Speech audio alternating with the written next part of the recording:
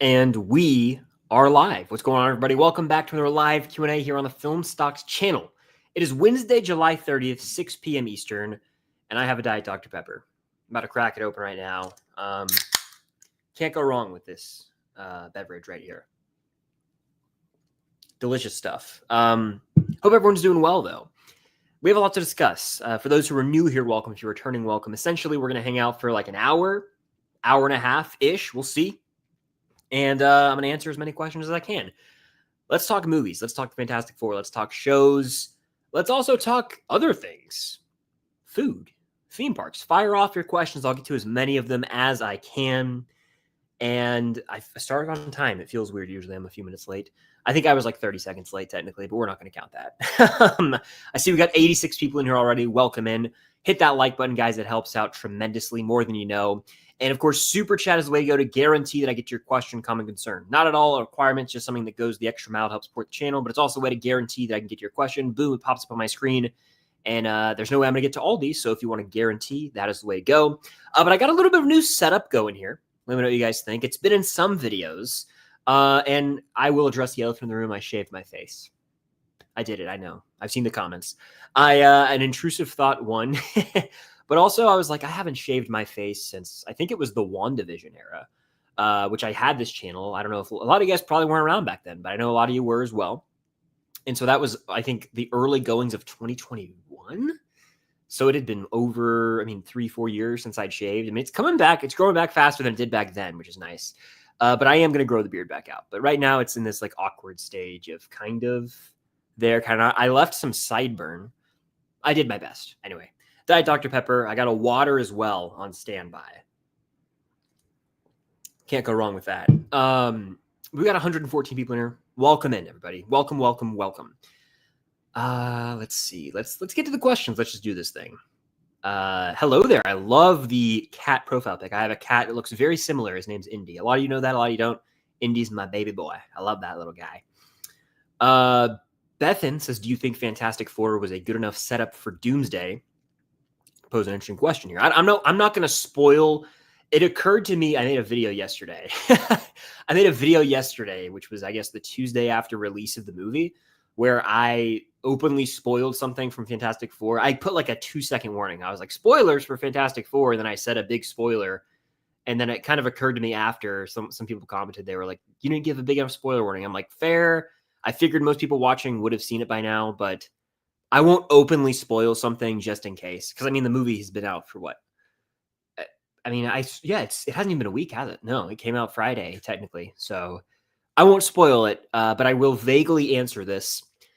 It occurred to me after viewing this movie, and after sort of rewiring the way I view where we're headed with the franchise, that it's tough to really say this without spoiling it.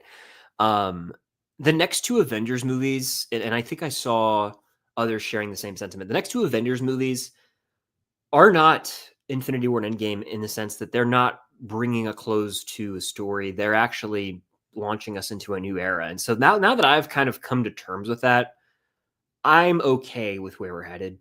And I liked what they set up for Doomsday. I think Thunderbolts did as well. I think that the movies, both of them are going to be like 2 hours 45 minimum. Like 2:30, 2:45. And I think that Doomsday might even be 3 hours, guys. And so I think they're going to have a lot to do, which is good. But because we're already in phase 6 of the MCU, most characters have already had run-ins, most of them. And I think that there's a clear understanding of the main threat beyond the main MCU timeline that's going to sort of connect the dots between universes. You know what I'm saying if you've seen the movie. I don't want to be spoilery just because courtesy for those who haven't seen it yet. It also occurs to me that Fantastic Four is its own film and its own universe. I think that the sort of elements with the main plot of Fantastic Four First Steps, I don't want to spoil things yet again. They kind of set up how the Fantastic Four are going to be in another universe, or other universes, I should say. And then, of course, character Franklin Richards, who's in the marketing, may or may not play a hand in a lot of this as well. I was being vague there as much as I can. But you know what I'm saying. You're picking up what I'm putting down, right? You're picking up what I'm putting down? Okay, anyway. Don't want to get too spoiler there, but Dr. Pepper break. Sniper says F4 mid-credit scene or Thunderbolts post-credit scene? Thunderbolts post-credit scene. That's, to me, the better scene. It was just a bonus scene in the movie.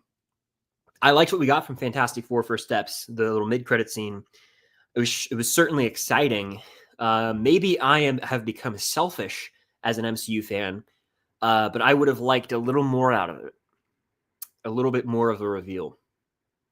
I liked that we saw a certain someone. It's so obvious who I'm talking about, by the way. Apologies if you haven't seen the movie. But I think it would have been cool to have seen a little more, not the actor or actress's face, but the full costume. Thoughts? Anybody? That's just my 2 cents on that.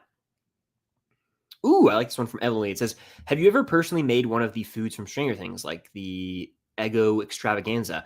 So I actually tried. I went to the Stranger Things experience. This was in the fall of 2022. I went twice. It was Halloween. I actually went. And then I went the following week on Stranger Things Day. And this was in Atlanta, in Georgia. And the reason I went twice is because I had convinced myself that on Stranger Things Day, like Millie Bobby Brown or someone was going to show up and surprise fans. And no one showed up. It was still cool to be there on Stranger Things Day. But point being, after you go through the sort of experience at the end, they have a bunch of shops and for like merch, but they also have restaurants. So they have like Surfer Boy Pizza. They have these little like pop-up booths, if you will. They have Scoops Ahoy. And I actually got the Eggo extravaganza one of the times I went. And I think I vlogged it on the channel one of the times. You guys can search through my Stranger Things playlist, and I have a vlogs playlist. And so I have a vlog from years ago of going to the Stranger Things experience. And I did try the Eggo extravaganza, I believe, and it was quite delicious.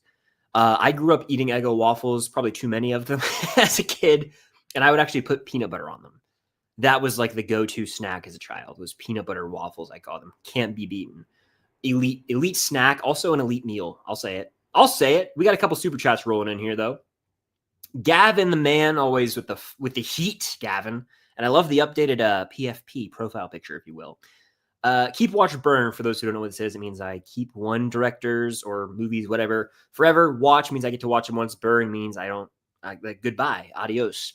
We got Alfonso Cuarón, Alejandro González Iñárritu, and Guillermo del Toro, 3 directors who I'm vaguely familiar with. I mean, I know who they all are, obviously. Whose work have I seen the most of is the question. Because I've seen 2 years in a row, Alejandro González Iñárritu, one director, right? It was Birdman and Revenant. I've seen both those, and I prefer Birdman. Birdman won Best Picture. Revenant did not. Cuarón he technically has Prisoner of Azkaban, which is really going to help out his case here. He's also got Children of Men. He's also got, I believe Gravity was Cuarón. Haven't seen Gravity. I know. It's one of those popular movies from the 2010s I haven't seen. And then Guillermo del Toro, he's got a wide range of work. And to be blunt, I don't think I've seen many of his movies. The big one, Pan's Labyrinth, it's been on my watch list for way too long. And then I know he's got the Frankenstein movie coming out. Of course, he's done the 2 Hellboy movies for more mainstream. He did, I believe, just the first Pacific Rim was Del Toro. I think that just based on Prisoner of Azkaban alone, I'm keeping Alfonso Cuarón, which is funny because I don't care for Roma all that much. And I need to revisit Children of Men, but that movie is the most rewatchable of any I just listed, so I'm keeping Cuarón. I'll probably watch Del Toro because of the excitement factor that I haven't seen enough of his iconic work, so I have a lot to take in for the first time. And then I guess goodbye, Alejandro, which, I mean, I'm sad to lose Birdman. Revenant, I'm okay only seeing once or never seeing. Like, Revenant it was the vessel for Leo to win an Oscar. It's not a great movie in my opinion. It's a solid movie, but it's a slow burn. Let's just say that much. Elijah with a super chat. I just realized that Joyce is going to be face to face with Vecna for some reason. That blows my mind. Yeah, you're certainly right. We're going to see that in season 5. I actually filmed a video today, and I was going to try and edit it today.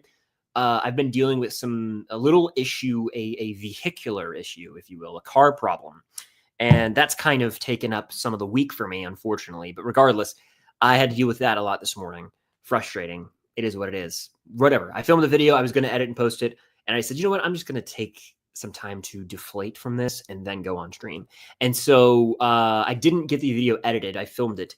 It's almost 30 minutes of raw footage. And the video is the reaction to your guys' season 5 theories, specifically based on the teaser trailer that we got a couple weeks ago, 2 weeks ago to the date, I want to say.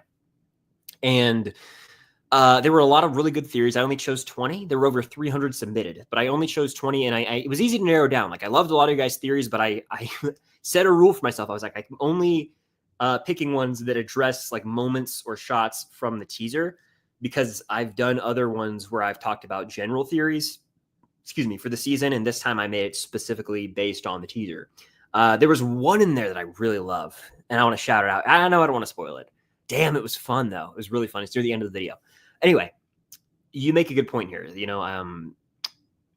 We haven't really seen much of Joyce face to face, I guess you could say, with creatures from the Upside Down. I mean, in season 1, her and Hopper go into the Upside Down at the end, and season 1, she's kind of facing off against that Demogorgon and trying to find Will in her own house, right? But in season 4, I'm trying to think. Yeah, I mean, she's off with. I mean, she technically does see, the Demogorgon and all that stuff in Russia, but you know what I'm saying. She's not often in the main focus surrounding the main villain. Like, you're right. In season 4, she didn't see Vecna.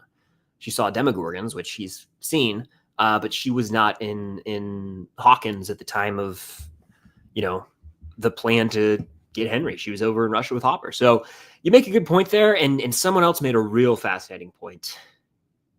That canonically, in the 1950s, Joyce knew of Henry Creel because they were at school at the same time. This is all in the First Shadow. I haven't seen the First Shadow. I've read an in-depth synopsis of it because I don't know if I'll get to see it. Never say never, though. Never say never, but I would love to be able to see it in person. Regardless, you make a good point here. Vecna and Joyce face-to-face. It'll be interesting, frankly, to see also Mike face-to-face with Vecna. If you think about season 4, it was what? Eddie, Dustin, Robin, Steve, Nancy, Lucas, Erica, Max. And there's about to be a train outside if you guys hear a noise in the background. But those are the characters who, like, saw Vecna, right? And I'm trying to think if I'm forgetting anyone. Obviously, the characters who died at his hands, Chrissy being one of them. But no, like, the Cali crew, even Jonathan, Mike, Jonathan, Joyce, Hopper, even, like, they haven't seen Vecna in his physical form. And so when he comes through that gate in the teaser, that's going to be a moment. And there will be a lot of firsts this season for sure. I'm going to rip through a little of the regular chat, just kind of balance out a little, and I'm going to get right back to those super chats, though. I promise. We got Starcourt, the man, Jacob, the best mod in town, as I like to call him. He's in the chat. Shout out Jacob. Dr. Pepper in his honor. Why did I shave my beard? Because I had an intrusive thought. Digging the new look. Thank you. The shaved beard. Yeah. Soda Mount Rushmore. I'm going Dr. Pepper, classic Coke. I'll go Sprite, and I will take one that I don't drink much of, to be honest. And this is a crazy pull for me. Haven't had it in years, truly. Root beer. I don't know. Not Pepsi, though. Sorry, guys. Matthew, hello. Pre-ranked top 5 CFB teams for this year. I'll give you who I think the preseason top 5 will be. I think Texas will be one. Then I think it'll be Ohio State. Then I'll say they'll probably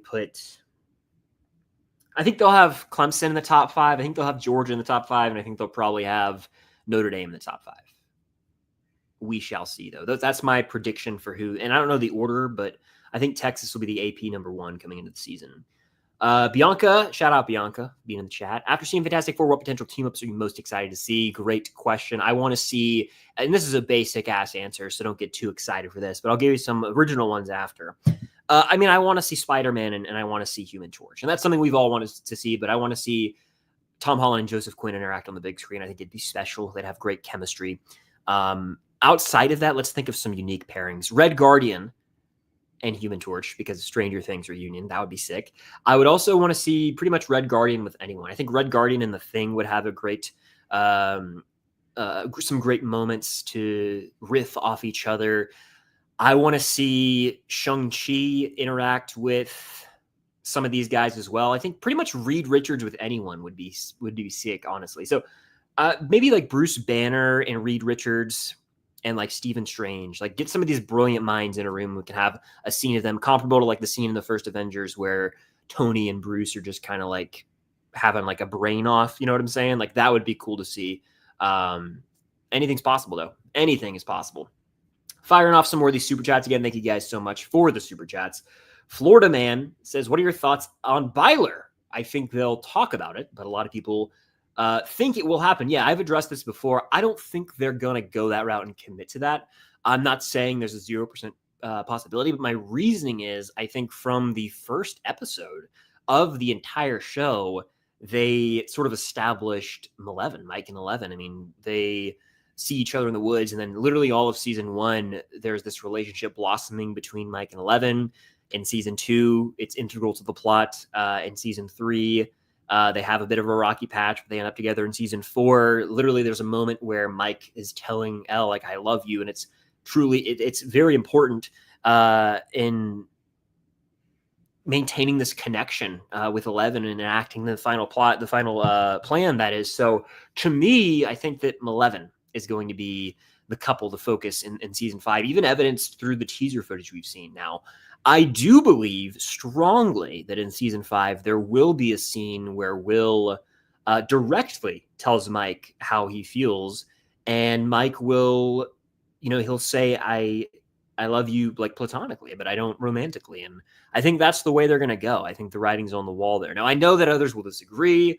We'll just have to see the decision they end up making, but I'm 99% confident that they won't end up committing to this as an endgame relationship, personally. But that's my 2 cents on Byler. I know it's a hot topic in the fandom, especially on Twitter, but that's kind of always been my read on the situation. Network 98, hashtag the craving, had to get that in here. For those who don't know, this is like a running gag. I think it's been going on for 5+ years. Apologies for the noise outside. There's a loud train. That happens often. Yep, just making a ruckus as always. I'm going to mute real quick.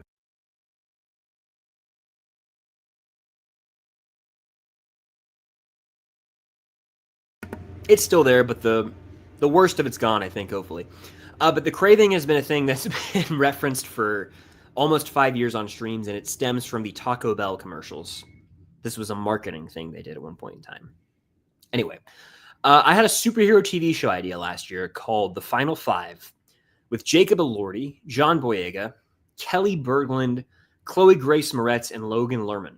Also, how good can you sing? So to answer this first part, that's a wild cast. I'm trying to picture those 5 actors and actresses in a room together. Logan Lerman, Percy Jackson, essentially, right? Jacob Elordi, Finn from Star Wars, the girl from Kick-Ass, and then whoever Kelly Berglund is. I haven't heard that name. Interesting. I have no idea how this would work. Would it be sort of a The Boys type of show? Would it be more like Invincible? Like, what would be the vibe of the show? Would it be animated or live action? Who knows? I have no idea what to make of this, but I can tell you right now, of those 5, the one I'd want to see most in a superhero. I mean, Chloe Grace Moretz, I haven't even seen Kick-Ass. I think she's in Kick-Ass. Logan Lerman in like a washed up superhero role, I think would be pretty cool to see. But that's wild. I don't think any of the actors listed here, especially like Elordi or Boyega, would be in a position in their career to want to take on a superhero project right now, just because, they say like that's not good if you're up and coming because it ties you down to that role for too long. I don't know. Just a thought. Like Timothée Chalamet wouldn't do a superhero project. You know what I'm saying? How well can I sing? You'll never know. Oh, man. Mad Dog with Super Chat says, Apple has bangers. Have you seen Dark Matter, Foundation for All Mankind, Silo, or Slow Horses? Hella quality over there. Not much marketing, though. Yeah, so they have a ton of high-quality productions over there that they don't market well. And I've been told to watch multiple of these shows. I've seen none of them. For Apple, I've loved The Studio. That was this year. I've seen both seasons of Severance. Ted Lasso was awesome. So I've seen a handful of Apple shows, and every single one I watch, I dig.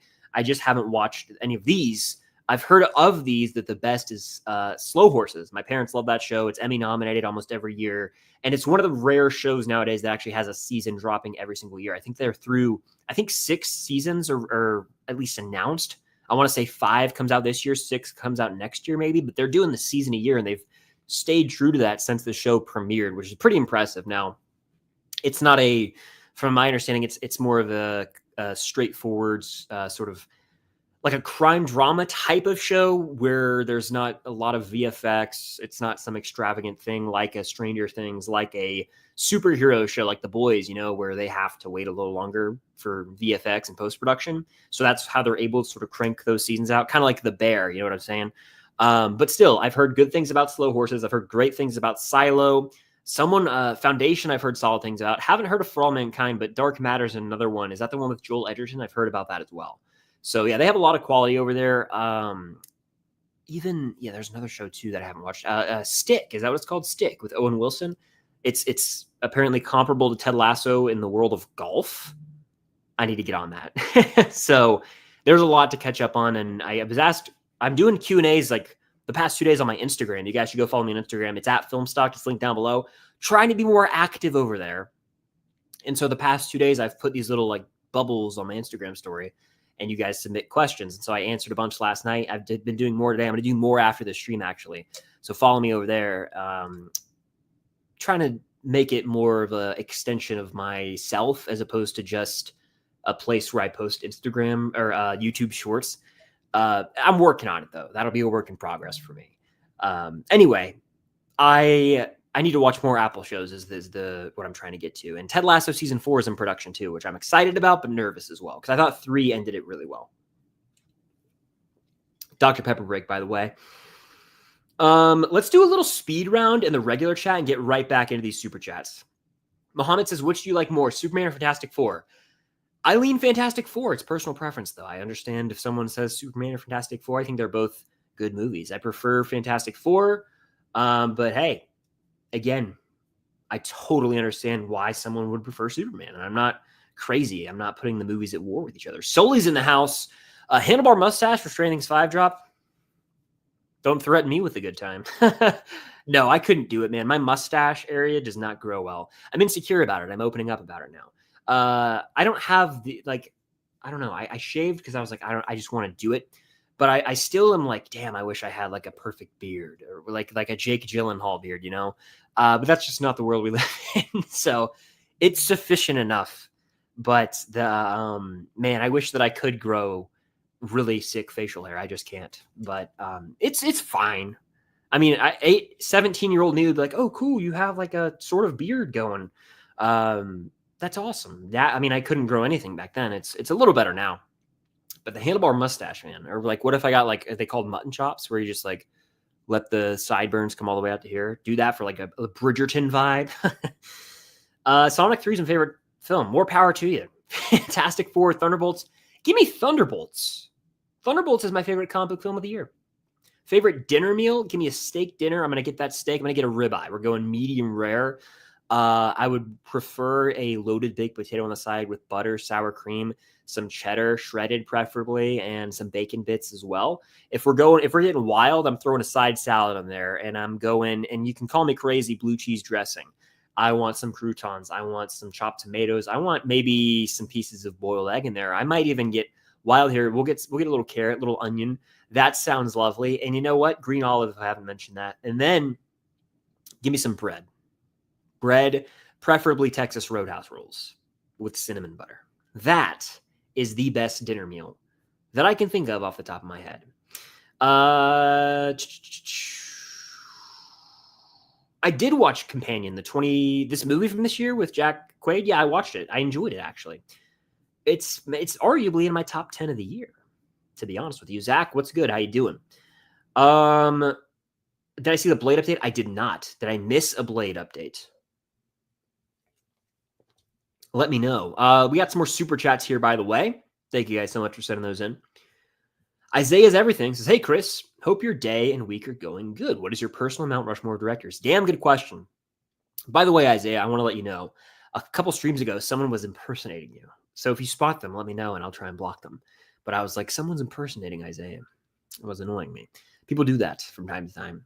Anyway, I hope you're having a good week as well. To answer the question, Mount Rushmore of directors personally, so it's not like it's some objective pick. It's like me personally. I like that you specify that. It takes some of the pressure off me. Pretty comfortably, Spielberg is going to get that first spot. Just the length of his career, the fact that he's proven he can make award-winning films decade after decade, that, I got to say Spielberg. And then I'm going Christopher Nolan for similar reasons. He's like the modern man who, I guess, redefined the comic book movie genre and its capabilities with the Dark Knight trilogy. Then, of course, Oppenheimer, all-time stuff. You got movies like Inception, Interstellar, Dunkirk, excuse me. Yeah, need I say more? So we got Spielberg, Nolan. You know what?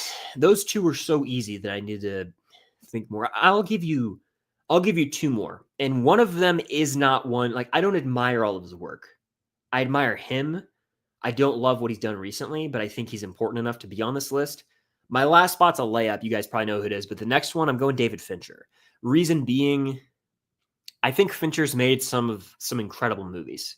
Seven is it's impactful. Fight Club as well. He's made The Social Network, which is like it's a top 4 movie for me ever made. He's got Gone Girl. He's done, solid thrillers like Panic Room, The Game. Of course, I think Alien 3 is an abomination borderline, and I don't care for his last, is it 2 or 3 movies? Mank, snooze fest, and I didn't care for The Killer. No. I think it was The Killer. And then I'm not talking about the John Woo film. I think that was 1989. I'm not talking about that one. I'm talking about The Killer with Fassbender. I think that was the name of it.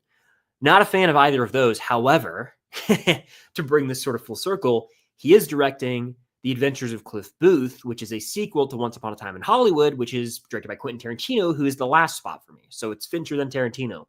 Interested as hell to see how that movie goes. There have been some set picks making the rounds recently. I'm like, not sure how to feel fully. So Fincher and then Tarantino. And those are probably pretty basic ass answers. But at a certain point, if we're talking Mount Rushmore, we're talking how iconic are they? How influential are their films? How impactful? How have they, what have they done? It's got to be people who are well-known and well-regarded at that point, right? So that's my answer. And if I had to throw a wild card or two in there personally,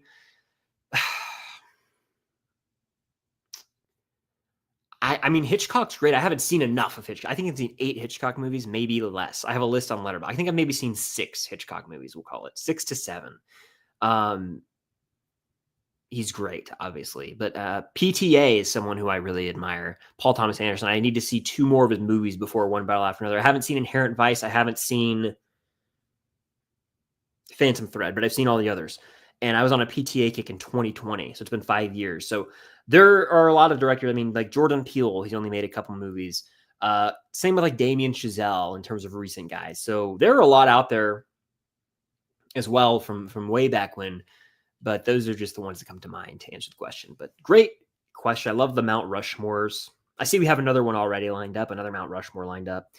Another super chat here from Blocksmasters. I've been absolutely loving the Stranger Things commentary videos on the Patreon, as well as Stranger Things Rewind, worth the money Patreon. Well, thank you so much. I appreciate that. Yeah, so Stranger Things Rewind, for those who don't know, is a deep dive into every episode of Stranger Things. And it's we're almost done with season 1. Every time we get close to being done with something personally comes up and derails it. One second. This week, Cam, who I film it with, and I love her. She edits the rewinds as well. If you didn't know, she has a terrible ear infection. It's like debilitating ear infection. I fortunately have never had one, but horrible pain in the ear. Apparently, I've never had one. I wouldn't know. Thankfully, I hope I never have one. But like not getting a ton of sleep, and it's just like throbbing ear pain. So that sucks. And then I had some car issues earlier in the week, and so that piled up this week, which sucks. It really does, but that will be back on track. And we're going to crank through the rest of the show. So we've already watched all of season 1. We rewatch it off air, and then we get together and we deep dive into it, particularly pertaining to season 5, right? So how can this play into season 5? We break down the episode, like major plot point by major plot point, have, some jokes in there and just kind of like shoot the shit talking about the episodes. But ultimately, like looking at it through the lens of how could this play in season 5 and theorizing, right? Have a lot of fun with that. And then the commentaries we did in 2024. So it was early last year, and they're all out. So you can go to my Patreon and sign up, and you will get access to every single. So you guys literally can watch every episode of Stranger Things with me right now. I don't know if I promote that well enough or not, but it's done. That's been done for over a year. And there's 34 episodes out of it. And you guys literally sync up and watch it with me and my now fiance, Cam. And so, yeah, that's all on Patreon. There's also live streams just like this. Not all the time, probably once or twice a month as of right now. I want to do more. But it's $5 a month for all that stuff. So, yeah, thank you for being a patron. I appreciate that. I say everything to say, Chris, another question. We'll thank you for the super chat again. I watched Mulholland Drive for the first time last night. Are you a David Lynch fan? And if so, what's your favorite film from him? So David Lynch is a director who I've actually never seen a movie from. It's because I'm a little hesitant with what I've heard about his style and the types of movies he makes. It might not be my cup of tea fully, and so I've been hesitant to commit to watching a David Lynch film. I could probably rip off like 10 movies he's done, or not 10, 5, right? Mulholland Drive. He did Eraserhead, right? I want to say he did, is it Blue Velvet? I want to say he did a lot of Twin Peaks as David Lynch, right? Like the movies and shows. That's all David Lynch stuff. And I've seen none of it, and it's intentional. I have not ventured out into that world yet. I'm scared, honestly. I don't want to. And I think the same can be said for Kubrick, where I've seen enough of his iconic work, but not enough.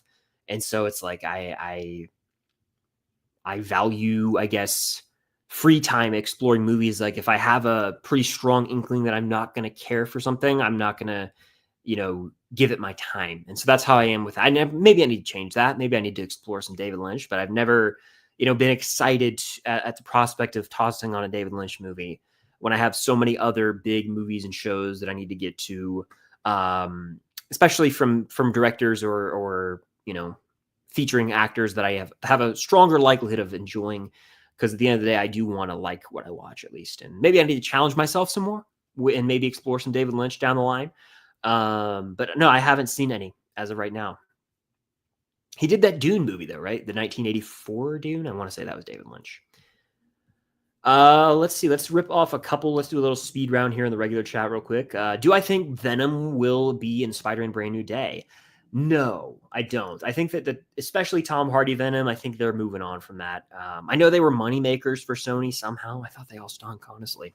But, they might set up the symbiote somehow with Spider-Man. We'll see. Oh, man. That Dr. Pepper hit. It hit. Joshua says, when do you think the trailers will come out for each volume of Stranger Things 5? Tough one to answer here. So if we're looking at the sort of timeline for, I guess, season 4, we'll say, and other Netflix shows, most of them have dropped a teaser trailer about 4 months out. Wednesday comes out in August. We got the teaser in April. So May, June, July, August, 4 months. Squid Game came out in June. And I want to say it was like March, right? March. So April, May, June, or maybe it was even February. We got like a Squid Game teaser. So it was July. We got the Stranger Things teaser, and the first part comes out in November. So that's about 4 months out. All the other shows, Squid Game and Wednesday, have dropped a full trailer about a month in advance, roughly, I want to say. And so I think it's a safe bet that the official trailer for Stranger Things 5, will drop in October. It's kind of what I'm leaning, October. And then maybe like a volume 1 or like a final trailer on like Stranger Things Day, maybe. Then for the individual volumes, I'd say mid-December, like December 15th or 16th, we'll probably get a volume 2 trailer. And then for volume 3 or the finale, if they even want to drop a trailer for that, they don't have to. They would probably do it a couple days after Christmas, because Christmas is volume 2, and then New Year's is volume 3, the finale. And so we shall see. We shall see. I'm excited though.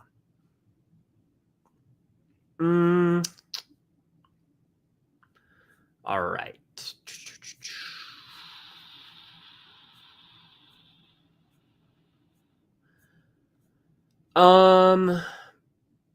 Ooh, I like this one. And then we'll get right back to those super chats. Thank you guys for sending those in. All-time sitcom / comedy show, Mount Rushmore. Fantastic question.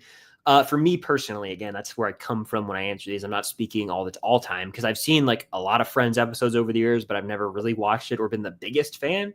I'm aware of a lot of the references and things like that, but I'm not like a huge Friends fan. So for me personally, I'm going to go ahead and say one of those spots, it has to be, for me, Seinfeld. I think Seinfeld is hilarious. It's one that I watched growing up. Just my dad would have it on cable all the time, and I'd just watch it. And I've seen nearly every episode over the years. I worked through. I wanted to like watch it in order because I'd never done that, and I started that in like 2022. I'm like, I think I got like damn near season 7. I never finished that, but I've seen pretty much every episode. So Seinfeld's on that list. I'm going to put It's Always Sunny in Philadelphia. That's the recent obsession. I mean, I watched that show. I started that, I think, in 2023 and watched it over the course of that like year into 2024 even. And currently I'm watching the new season that's coming out right now. It's on season 17, mind you.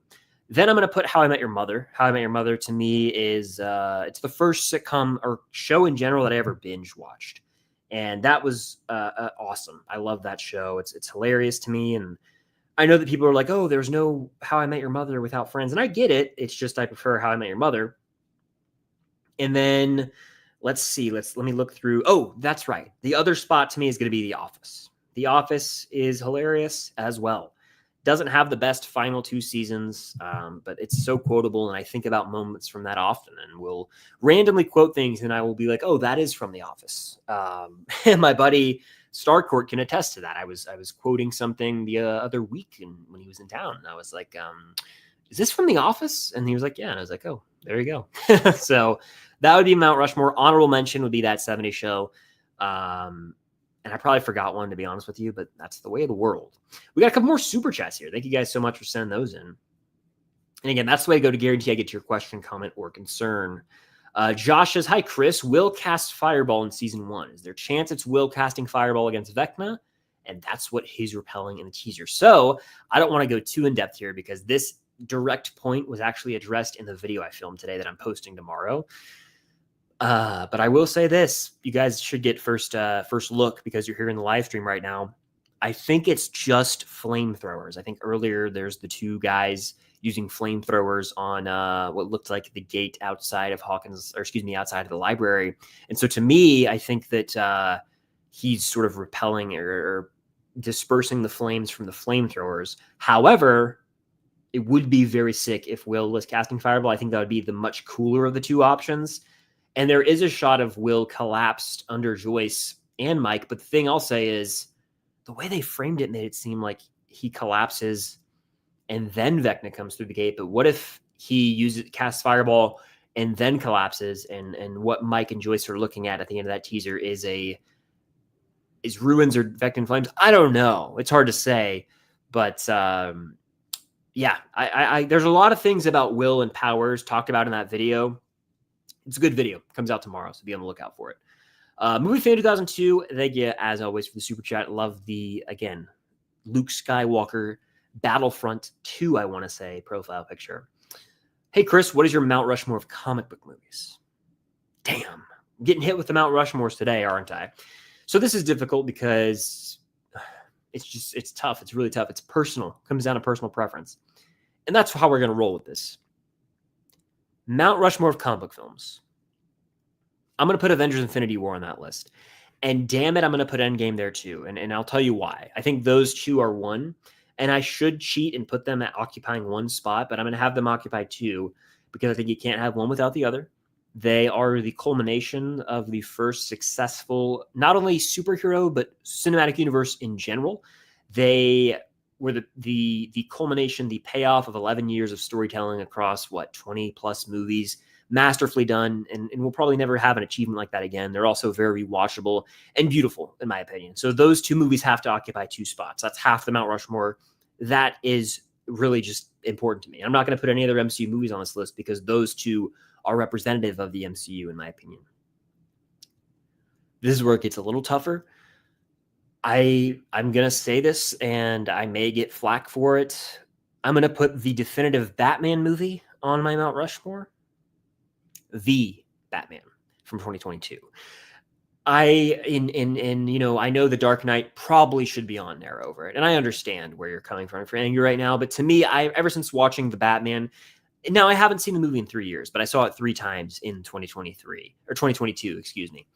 And so I've seen it 3 times. It is a true detective Batman film. It was unlike any other Batman at the time. It, to me, nailed the tone. It felt like I was playing the Arkham video games I grew up playing. I loved everything about it. And so that to me is like when I'm like, that's a damn great DC film, The Batman comes to mind.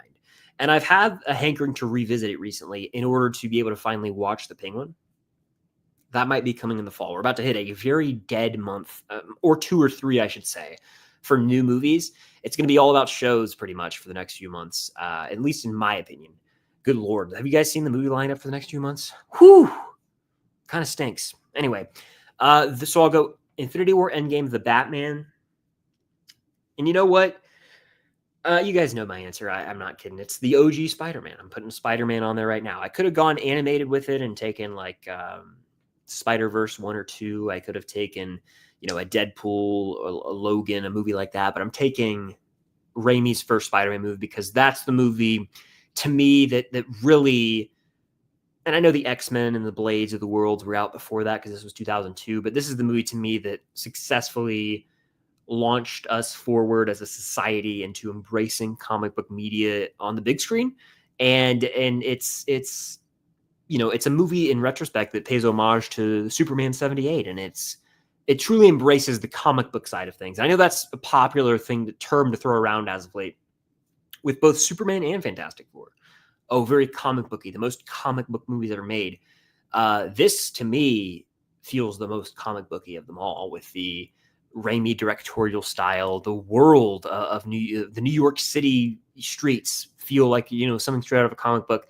The costume design, the score, even the VFX, like all of it just feels like a comic book brought to life to me. And so I'd say the first Raimi film would be the last one on that list. So that's my list right now, subject to change as always. Like The Dark Knight, you could totally sub for The Batman, and probably should in terms of like overall popularity. But for me, that's what I'm going to say is my Mount Rushmore. Miyagi Mamba with a super chat. Thank you. Love me some Mr. Miyagi. Your top TV characters of the 2020s. For me, it's Johnny Lawrence, Mando / Grogu, Kim Wexler from Better Call Saul, and Joel from The Last of Us. Double Pascal. I see you. Yeah. And Reed Richards, if you want to go that route. I know he wasn't included here, but there you go. Triple whammy of Pedro. I'm going to say for me, because you listed 1, 2, 3, 4. I'm going to list 4 as well. The 2020s. See, it feels weird talking about shows that I guess, came out in 2015, 16, 17, but ended in the 2020s, because it's like, are they truly a 2020s original character? So I'm going to tweak mine so that I can get a bit of a cop out here. And I'm just going to address shows that came out in 2020 or later, because that way I don't have to do Stranger Things or like Cobra Kai or anything like that. I have a bit of a cop out with this. You know what? This is also random and off the top of my head, so this might not even be accurate. We're going to go with player 456 from Squid Game. And again, my rule I've set is I'm only talking about shows that first episode premiered in 2020 or later. So I'm not including shows that were out in 2019 or before. Like the first season premiered in 2020 or later. That's how I'm going to do this. So player 456, Gi-hoon from Squid Game. That's one of them for sure. I'm going to say I would totally pick him, but I can't pick Barry because that came out in the 2010s. I would pick like everyone from Stranger Things and Cobra Kai as well, but I can't do that. Succession was also in the 2010s. This actually might be harder than I thought it was going to be.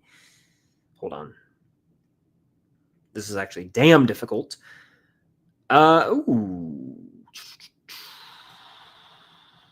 With this rule I've set in place, it's like really, it's limiting. Like, when did Ted Lasso come out? Was that 2020? Was Ted Lasso 2020? Ted Lasso, baby. So I'll take Ted Lasso. I'll take Gi-hoon from Squid Game. I'll take. I have I have access to the bear as well. I'm gonna take. Damn, I might take Mikey Bear, played by Bernthal, and then I'll go with. Shoot. I'll also we'll do a double Bernthal. I'll go with the Punisher from Daredevil Born Again. That was just for fun, by the way. That wasn't too serious, so I'm sure I forgot some of my actual favorites. That's life. But the rule I set in place was just 2020 shows. So there you go. Double Bernthal. You went double Pascal? Give me a double Bernthal on the rocks. Again, thank you guys for the super chat. Hit that like button if you're in here. We got 128 people. Let's get 128 likes. Helps out immensely. Super chat's the way to go to guarantee I get your question, comment, concern, though. Do I think season 5 will be the best season? I think it has a fantastic shot to be. It might not be the most rewatchable season because it's going to be the final, the darkest. But I think season 3 might forever be the most rewatchable season, and that's okay. But I think it has a chance to be the best season, certainly. Hey, Chris, did you hear the news about Star Wars Launch Bay being replaced with the magic of the animation? Yeah, honestly, good. Star Wars Launch Bay, to me, never cared for it. Never cared for it. Just kind of an occupier of space, in my opinion.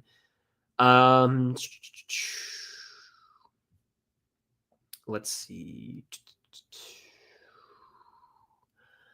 Ego Waffle says, how long do you think Straining's episodes will be? I think they'll be comparable to the length of season 4 episodes, where we're getting, hour 5 to hour 15 for a lot of them.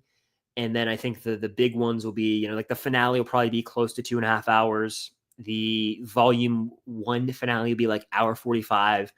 And maybe the penultimate's like 2 hours, but the fake episode runtimes are ridiculous. They're way too clean of numbers. Like runtimes are random. Runtimes are like, hour 47, hour 13, hour 18. They're not like on the 0s and 5s. So that was red flag number 1 that was fake. And then 3 hours for multiple episodes. Get out of here. Favorite Breaking Bad season? I'll go season 5. I know it's between 4 and 5 for most people, but season 5, the final season. Excuse me. It's nearly a perfect season of TV, I'd argue.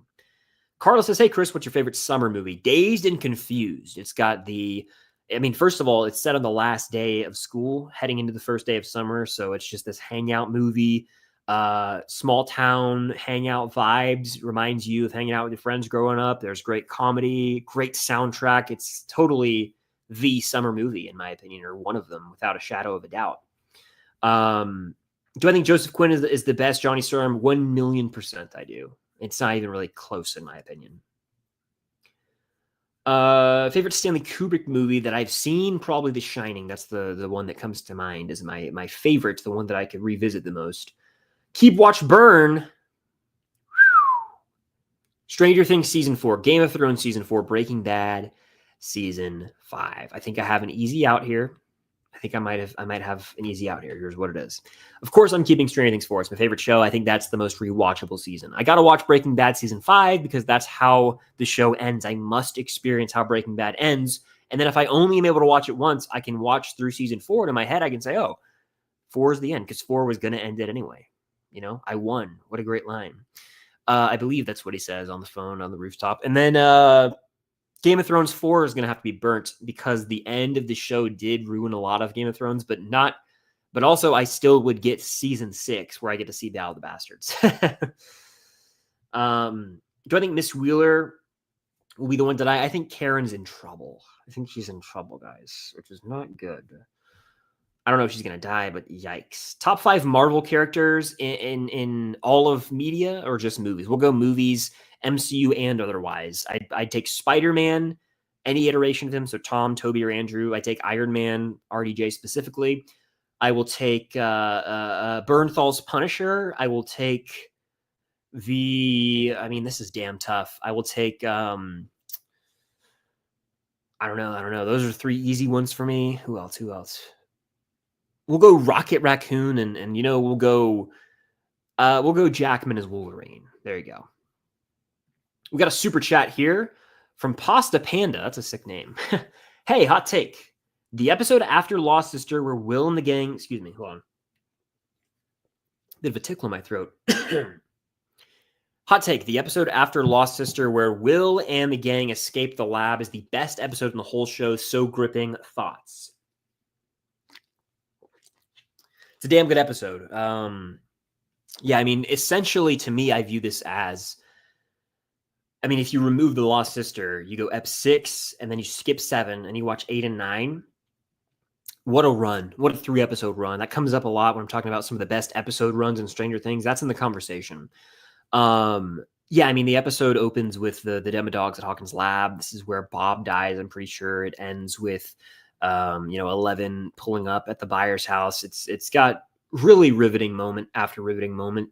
And it's in the conversation for one of the best episodes of the show. I'm not mad about this, honestly. I don't know if it's the best episode, especially just because of the sheer scale and revelations made in some of the later episodes in season 4, like the Massacre Dawkins Lab or Dear Billy. But in terms of just, from the opening frame to the credits rolling, not a second is wasted in that episode, and it flies by. So I'm not mad about the pick at all. I think it's a top tier episode of the show. And guess what? I'm actually going to be ranking every episode of Stranger Things in January, which I know that's a long ways away. But I have a lot. So Stranger Things ends on December 31st, and I'm pretty much all of January. I'm going to be making I'll have an episode ranking of every episode, every season. I'll do a major character ranking tier list, a final one. I'll do a huge spoiler stream about the finale, probably on New Year's Day. And so there's going to be lots of Stranger Things stuff coming down the pipeline in future months. That scared me. What's up? All right, hate to interrupt your stream. I want you to read this. Is everything okay? I want you to read this email I just got. Oh, shoot. That's hype. Very cool. Woo! Good news. Anyway, that was my fiance, Cam.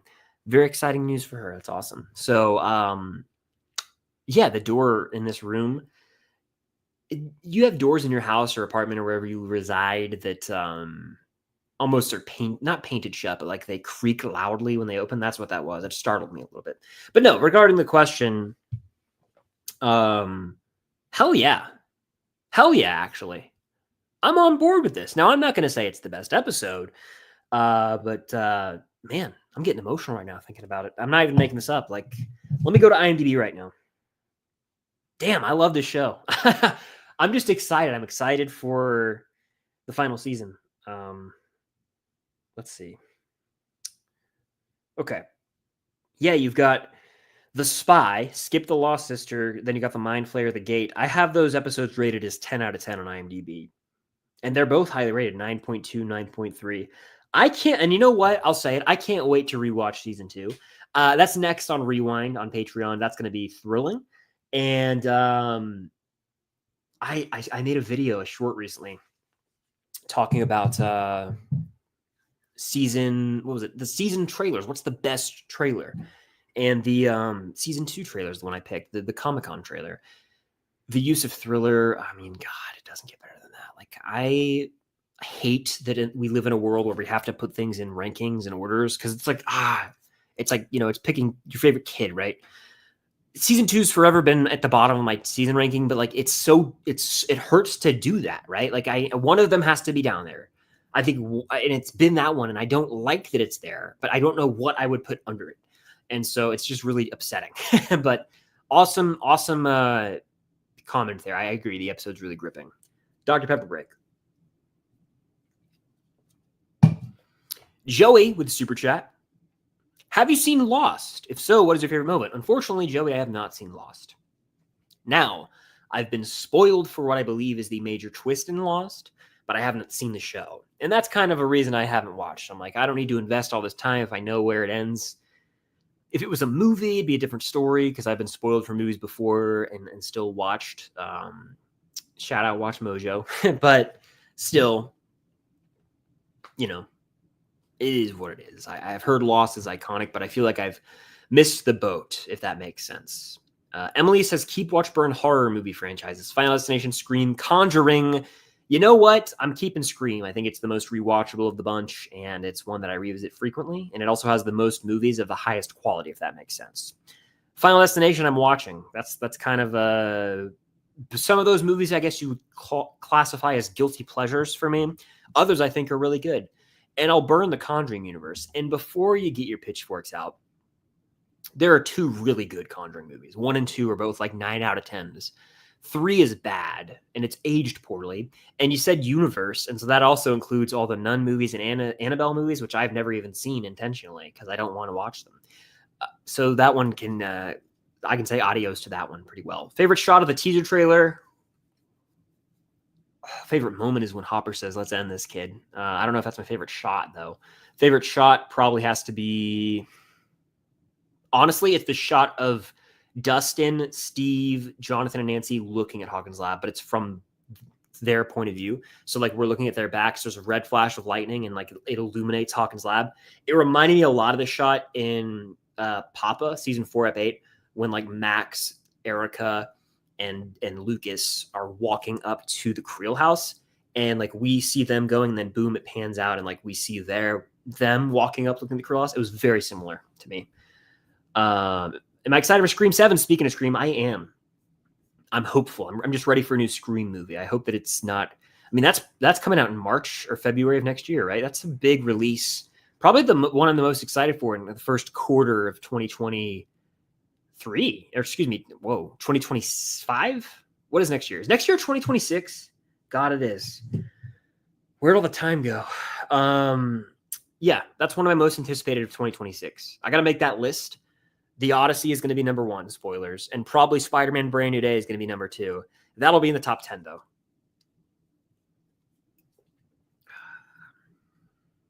All right, just took a Dr. Pepper break. We move. And again, fire off that like button. It helps out a lot to go Southern on you guys for a second. Hit that like button. Thoughts on Happy Gilmore 2? I have not watched it. I've heard it stinks. And I just don't have any desire to watch it right now. I'm not saying I won't watch it this year, but I don't know if you guys knew this about me. I was never a huge Adam Sandler comedy guy growing up. Happy Gilmore is one of the few ones I ever watched. And even then, I thought it was solid, but I never loved Adam Sandler comedies. And so I just haven't seen the new one. And I've seen a lot of outrage online about it. I guess people mad that people don't like the movie. That's every movie, honestly, every movie is like that nowadays. Favorite MCU ship. This is from Liv. I'm going to say Peter and MJ from the Spider-Man trilogy. Root beer is so good. Yeah, we did a soda Mount Rushmore earlier for those wondering. I agree. Root beer is solid. I haven't had it in years. I think it was, what is it? What is the brand that's in the glass bottle? Like IBC or something like that? We got a super chat saying, have you read official Stranger Things books or comics? I've not read any of the comics for Stranger Things. I've perused a book or two here and there, but not really. I would like to read Flight of Icarus fully. I've perused, if you will, but I have not actually read it. And I'm familiar enough with some plot points. I read a description of the book when it came out. But no, I haven't. I'm not a huge leisure reader, which I would love to be. But unfortunately for me, my experience with high school and then college completely killed any desire or passion I could have had for reading because of academic reading, especially in, I will say, college is when that killed any of that desire for me. When I would have to read just like I mean, it was dreadful during the pandemic. Oh my gosh. I had online classes and I would read, it would be like film textbooks, like for like some of my minor classes or just elective classes. And it would be like film essays, but it wasn't, I don't know, a lot. I mean, it was like hit or miss with the approach that certain people took to it. And oh God, some of it was insufferable to sit through, but some of it I did admire. So a lot of that. And then just like history reading, even then, like I liked, in high school, I really liked history. Like that was my favorite subject. But AP US history, I read this entire book. It was about that thick, and I highlighted everything. And we had reading quizzes on Fridays, and we had reading quizzes on Tuesdays, and then on Fridays we would have like collaborative quizzes. I don't know if they were supposed to be collaborative, but he put our desks together, and he's like, he didn't care anyway. It was a lot of reading, and then psychology reading. So I never found myself reading for fun. And now I'm not going to pick up a book. That's the last thing I'm going to do, which is sad. But I'm going to watch a movie or show. I'm going to play a video game, or I'm not going to read. That's like the last thing I'm going to do if I have time to explore a topic or consume media. And that's because of school. I will 100% blame it on that. And I know I'm not alone in that. I know a lot of people love to read. I wish I did, but I know I'm not alone in that. I have friends who are like, yeah, I hate it because of school. Killed it. You'd have to read like 50 to 100 pages a night in At least some of the college classes I took, it was disgusting. Anyway, and it wasn't like fun. It wasn't enjoyable. It was like the history of film in the 1930s or something like that, which like it's good to learn about that stuff, but like I'd rather sit for 30 minutes and have someone lecture me on that than have to read through it myself. It's just dry ass reading. And then the business side of things. Anyway, topic for another time. All right. Did I end up staying for the first steps post-credit scene? I heard it wasn't important. Yeah, I watched it both times. I've seen the movie twice. The very end, yeah, it's not important, to be honest with you. It's just it's a cool little thing. It's not at all important though. You could totally skip it if you wanted to. But it's a cool little thing for the fans. Be like, oh, that's neat. Nothing special though. You don't need to watch it, in my opinion, at least. Dr. Pepper break.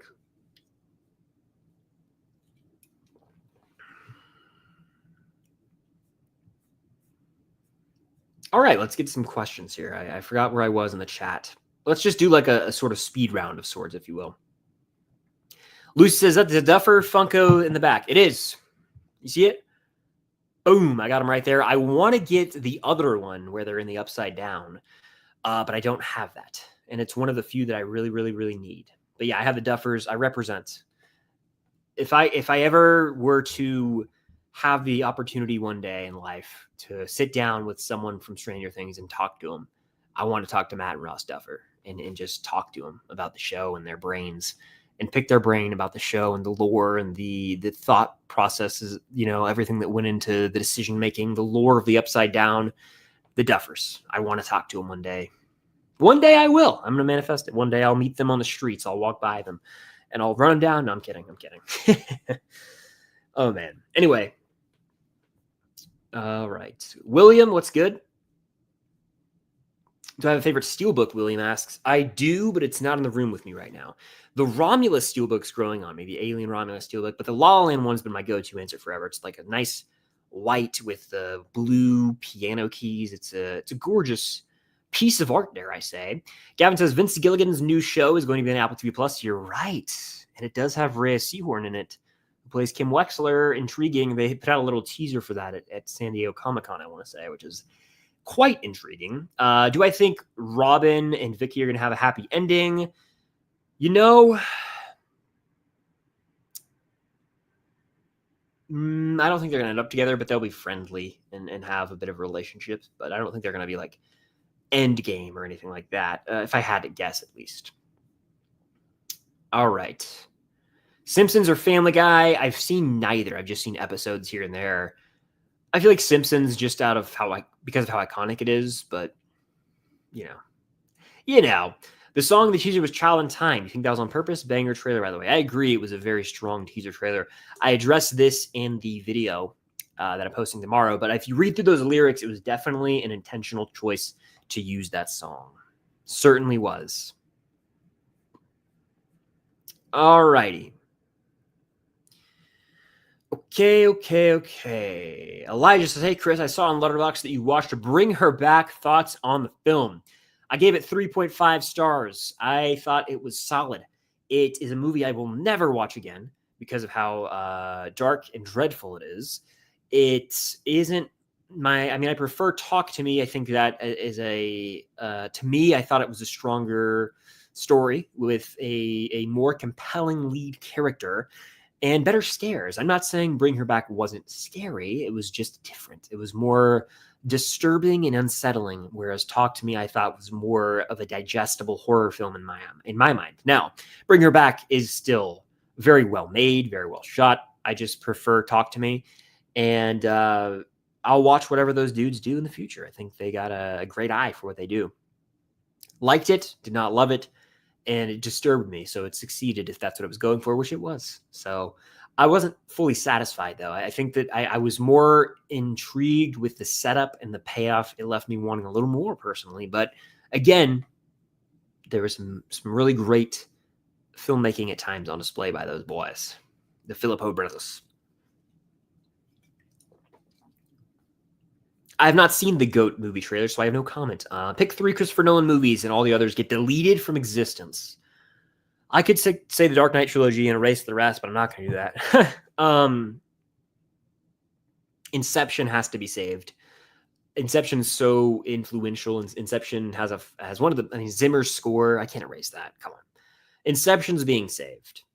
I'm actually okay like erasing, not saving any of the Dark Knight movies because we have the Batman. So I'm gonna say Inception. I'm going to say Oppenheimer. Just have to. And I'm going to say I know you want me to say Interstellar, don't you? And I kind of am leaning that, even though it's not my favorite of his. It's still fantastic. He's just made so many elite movies. I might actually go The Prestige. Yeah, that's what I'm going to say. The Prestige, Inception, Oppenheimer. Interstellar is right there. So is the Dark Knight trilogy. I just excluded the Dark Knight trilogy to make this easier on myself. I'll say those three. Those three.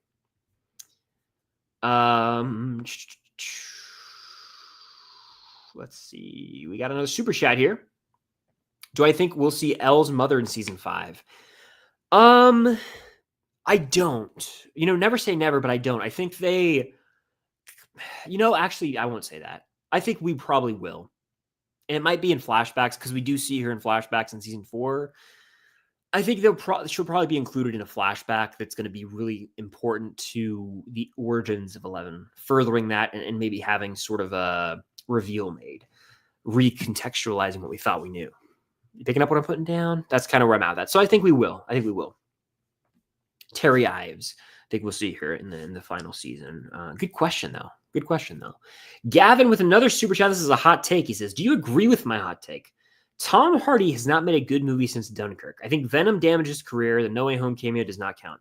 Let's go to IMDb and put this theory to the test, Gavin. Tom Hardy.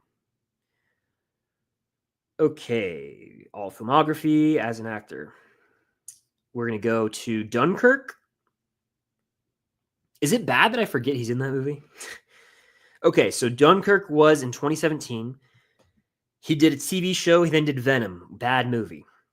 Capone, I heard, was unwatchably bad. Venom, Let There Be Carnage, even worse than the first. No Way Home doesn't count, so we aren't talking about that. The Bike Riders, I have not seen, but I've heard mixed things, so that could be a good movie to some. Venom Last Dance, awful.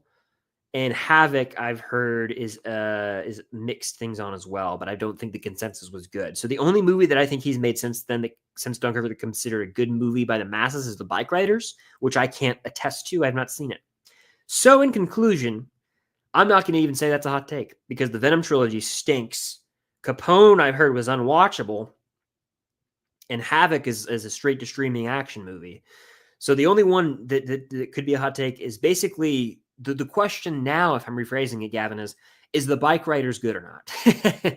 And if it isn't, then you're correct in your assessment here. But I'll say I agree with you about the part that damaged his career. Venom 1,000,000% damaged his career because Tom Hardy, there was a point in time. Let's go back to his filmography actually, where I think it was like 2010. It might have been 2010 to Dunkirk, where he was like the shit. Let's actually go through that real quick if you don't mind. Humor me. So yeah, 2010, he's got Inception. He then shows up in Tinker Tailor Soldier Spy, which is an Oscar-nominated movie in 2011. Warrior in 2011. In 2012, he has 3 movies. One of them is Dark Knight Rises. One of them is Lawless, that movie with Shia LaBeouf. One of them is This Means War, so whatever. He's in Locke, which I think is a one-location movie. He's then in The Drop, Child 44. He's in Fury Road. He's got The Revenant in 2015, and then Dunkirk. Yeah, I'd say that was probably the peak of his career. He was in some stuff in the 2000s, but that was a hell of a run. And then you're right. He takes Venom in 18. He does that whole trilogy. So he's devoted, 2018 to 2024, he's devoted to Venom. And he's in a couple other movies. He's in a lot of TV stuff now, too. But he gets nominated for an Oscar for The Revenant, too, in 2015. So that was kind of the Tom Hardy craze. I mean, Tom Hardy, I'm not saying adios Tom Hardy, but I think, unfortunately, you are correct. Venom was a mistake for him, which hurts my heart to say, guys. But damn, it's a damn shame, It's a damn shame. Speaking of, no, I have not seen Havoc. Favorite rom-coms? Crazy Stupid Love, I view 17 again as sort of a rom-com. 13 going on 30 I view as a rom-com. Those are some of my favorites that come to mind for sure. All right, take a sip of Diet Dr. Pepper.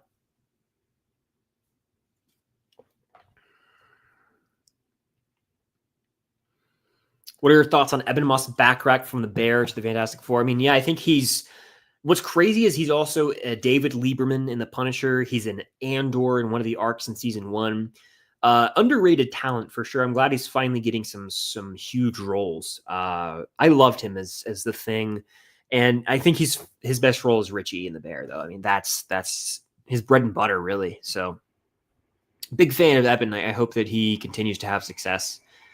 Favorite movie this year from Shane. You know, I got to be honest, Shane. It's not been my favorite year for movies. I haven't given a movie 5 stars from this year, which I have done up to this point in the past at least 2 years, 3 years. The past 3 years, we'll say. It's 22, 23, 24. I think I'd given multiple movies 5 stars. I haven't done that once this year. I'm a huge Mission Impossible fan, right? So I really was satisfied with The Final Reckoning. I gave it, I think, 4.5 stars. Even then, though, I acknowledge that movie has issues and it's not perfect. And I know a lot of people don't care for it. So even then, it's like, that's probably a top 2 movie for me this year. And I'm not as confident in saying, yeah, that's like my number 1, like by a landslide. Like even then, like Thunderbolts is in the conversation. Najat 2's in the conversation. Then you go like F1, really enjoyed. Predator Killer of Killers, really enjoyed. I liked Fantastic Four quite a bit, but Companion was solid.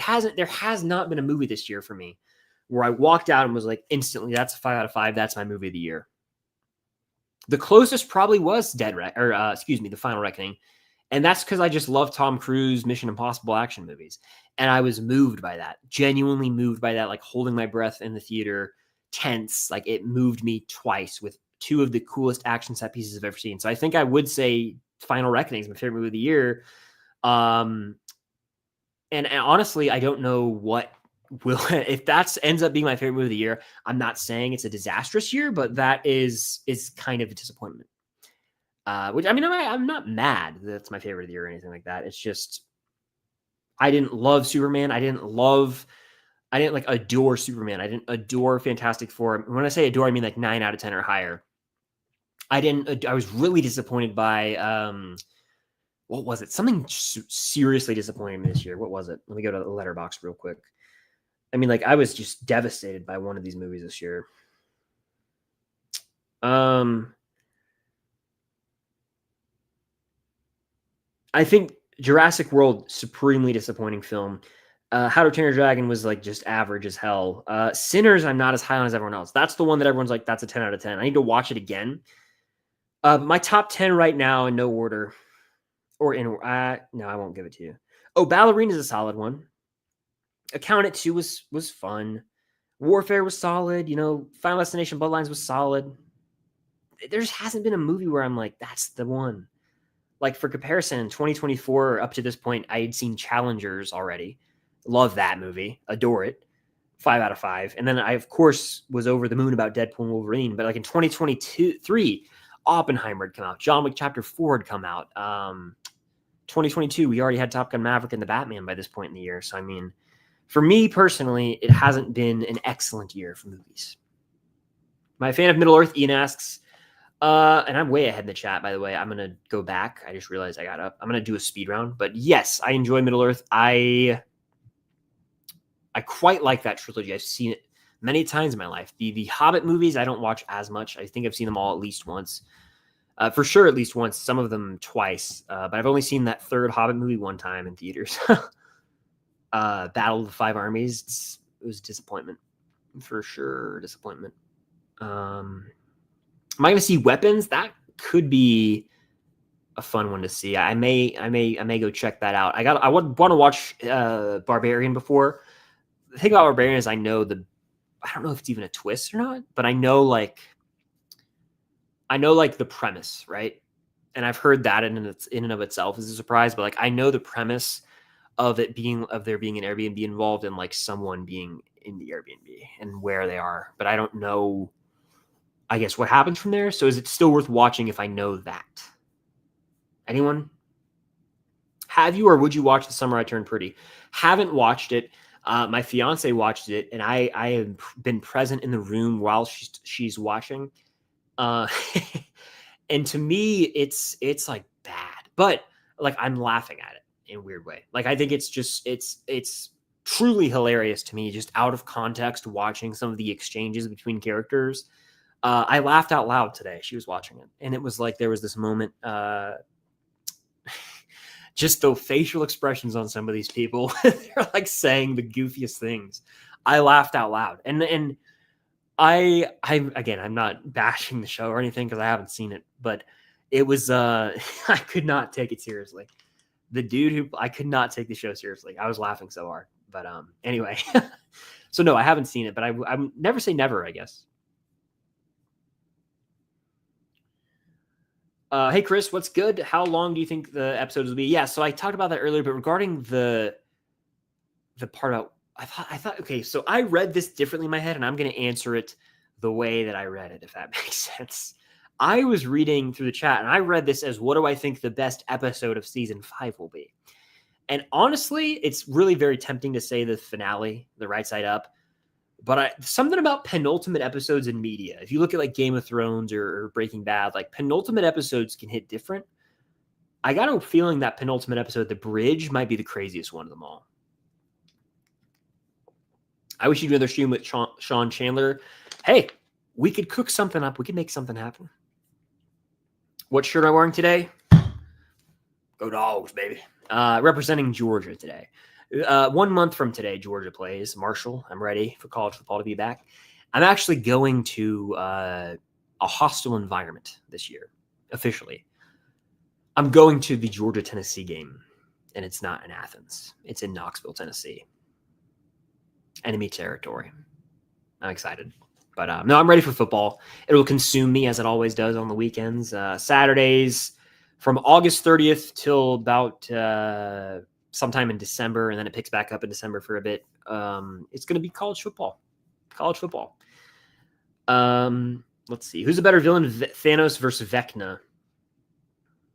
Again, vastly different, but if you want the truth, and I don't know if this is going to go over well with a lot of people, I think Vecna is the better villain, and it's very clear as to why. We've seen that character in different stages of life. I think there's more depth to that character, and they're not even done yet, where we're getting multiple episodes of television diving into the backstory, the psychosis of this character, the decisions behind, what ultimately caused the downfall of Henry Creel to 01 to Vecna. I think there's a lot more meat on the bone there. Whereas with Thanos, don't get me wrong. I mean, Thanos is understood. He wants to wipe out half humanity, but I don't know. Is that if you're comparing motivations and backstories, I'm a lot more interested in Vecna. It's really not close. I love Thanos. He's got great, he spits bars, right, in the MCU. But I'm taking Vecna as the better villain of the two. Ian says, have you ever seen or heard about the Spider-Man 3 editor's cut? If you have seen it, what are your thoughts on it? I haven't seen it, but I know of it. And I think there's the same kind of cut for Spider-Man 2, right? It's getting like a theatrical re-release, maybe? Did I forget your super chat? Did I miss a super chat? Hold on. Did I miss a super chat? Let me check real quick. No, I think I got them all. If I did, apologies. My bad. Go to comfort show. Huh. This is sad, but I don't allow myself to watch movies or shows leisurely enough. Cam does. And so that's nice. She's got shows on. Those have become comfort shows to me weirdly because I don't have to pay attention fully. And it's like there's this soothing presence they provide. It's a weird thing. If I had to have a show that I were to like have on and like it's going to come for me, I do think it might be How I Met Your Mother in a sense. Now, that's not like my favorite show of all time, but there's something comforting about that show. And the memories I have of when I first binge watched it. Like Stranger Things, it might be comfort show as well, but I'm talking about a show I could like fall asleep to at night. Like How I Met Your Mother might be an answer. The ones that Cam Cam's comfort shows have kind of become mine, to be honest with you. Right now, she's watching Criminal Minds, Grey's Anatomy, like weirdly, I've seen like so many episodes out of context, out of order, but it's like weird. There's a weird comfort to them. It's strange, but I'd say something like that. But really and truly, Stranger Things, it comforts me. I enjoy it, but in the context of a show that I can toss on and like just, One Tree Hill kind of has comforty vibes to it, if that makes sense. I hope Lumax's Endgame.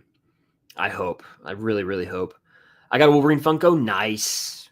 From Deadpool and Wolverine, I hope. Or maybe just in general, any of them. I'm going to get me a Mr. Terrific shirt soon. Love him and Superman. Yeah, he's got the coolest scene in the movie. He said, Superman, I'm going to steal the thunder from you in your own movie, bub. And here you go, hold my beer, basically, is what he says. I think he has the coolest scene in the whole movie. I think that the Justice Gang actually outshines Superman. Call me crazy. Do I think Eddie's coming back for season 5 after the leak? A modeling company said he was returning. I saw that, and I just didn't pay any mind to it. Where like a company was like, yeah, he'll return and Stranger Things later this year. What do they know? Do they really know what they're talking about, honestly? That's kind of how I view that, at least. No, I don't believe that. I think that he's going to return anyway in some sort of flashback or vision, but I don't know. A modeling company I know what you're talking about. I don't pay that any mind. I don't really view that as accurate information.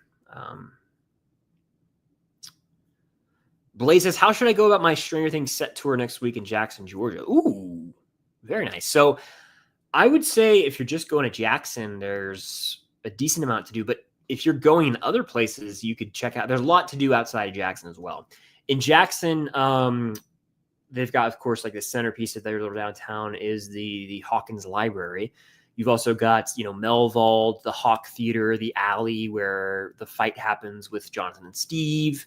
You've got Radio Shack. You've got the cool little Hawkins headquarters store there with a lot of 80s and Stranger Things, memorabilia. That's all really neat. They have escape rooms. I've never done one, but they have escape rooms there as well. I'd recommend trying to hit some near the area too. I really would recommend, if you could somehow make time or make the trip, I would go to Hopper's Cabin. Hopper's Cabin is really awesome. It's tucked away in these woods, and it's immersive because you get to step into the show in a sense. You can also do an escape room there or just a tour. However, you can also go on that property, and they have the pumpkin patch from season 2. So it's like a 2-for-1 special. You could also go see, if you're next week, I think Hawkins Lab is still up until like August 15th. I saw somewhere. So they're in the process of taking that down, but it's being taken down. So they have like, I believe, construction fences up and everything. But yeah, I would say just have fun, really. Like it's so cool to step into those filming locations. And there are some that I haven't been to. I've been to a lot of them now, but I want to try and hit some more when season 5 rolls around, for sure. All right, let's do a speed round, and then, of course, Super Chat guarantees I get your question, comment, concern, but let's do a little speed round. What do you guys say? What's the saddest death in a movie and TV show? Saddest death. I mean, Tony Stark is such an easy cop-out answer, and it's arguably the answer just because, like, that's the face of the MCU biting the dust. I'll just go Tony Stark. Even then, there's probably sadder ones I can think of, but that one hurts. It truly hurts. Well, welcome to the stream. Glad you could make it in here. I actually didn't watch the Welcome to Derry trailer intentionally. I was like, you know what? I might just not watch this. And then if I want to watch the show, I'll watch the show. If not, we're good. Chris, are you more or less excited for Doomsday than Infinity War? I was infinitely more excited for Infinity War because, like I said, it had been building to that for years and years. Doomsday has a different task as an Avengers film. Whereas with Infinity War, it was building to that all along. And Doomsday seems like the beginning of something else. And so I was more excited for Infinity War. It was also like the peak of Marvel. I was in high school. It was the big deal. It was a big deal. Scorsese is on your Mount Rushmore. I knew I was forgetting one of the directors from earlier. I don't know. I may not put him up there. And I don't know. That's tough. He might not be on my 4. He might not be. What's my movie of the summer? Of this summer, probably F1 or Thunderbolts, one of those two. Thunderbolts feels like it was pre-summer, but I'll still give it to Thunderbolts, I guess. Or you know what? Mission Impossible was this summer. I forgot. Mission Impossible: The Final Reckoning. There you go. Took a little water break there. Steven says, who do I think will die in Stranger Things season 5? That's a super chat from Steven. I've been asked many times, and my answer is ever changing. But I am going to say as of today that I still have to say 11. And I know that you guys have heard me say that a million times, and I don't want it to be the case, but I just have this feeling she's not going to make it. They want us, the trailer and the marketing want us to think it's Jonathan. Bad, guys. Bad. But I'm not going to say that. I think it's going to be Elle. That's where I'm at with it right now. So, bummer. I hope I'm wrong, though.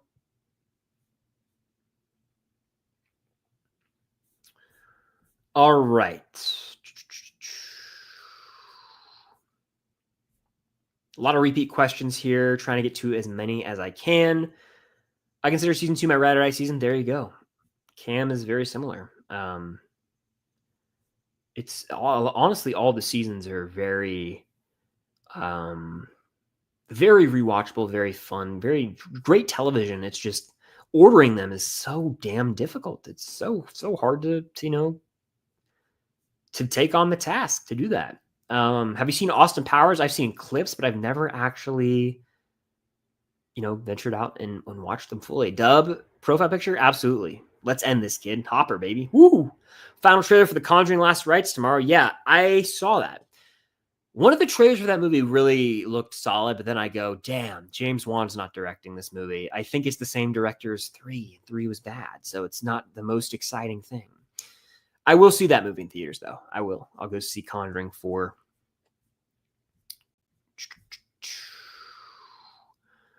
Oh, shoot. Cubby was in here. I didn't even realize it. I was so far behind in the chat. Shout out Cubby. Everyone go subscribe to Cubby. I've made some appearances on the channel. We've collabed.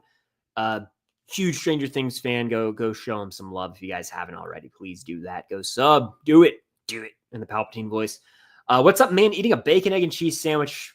That sounds like the move, honestly. I'm going to eat something after this stream, and I don't know what it's going to be, but I would love that right now, actually. Bacon, egg, and cheese sounds nice. You ever just get the weirdest food cravings? Like, I want a bagel with cream cheese now that you said that.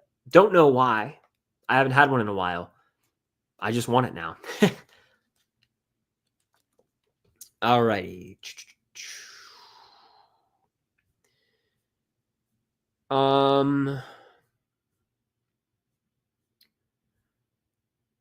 Nice red Nike shirt. Yes. Gotta represent my dogs. My dogs.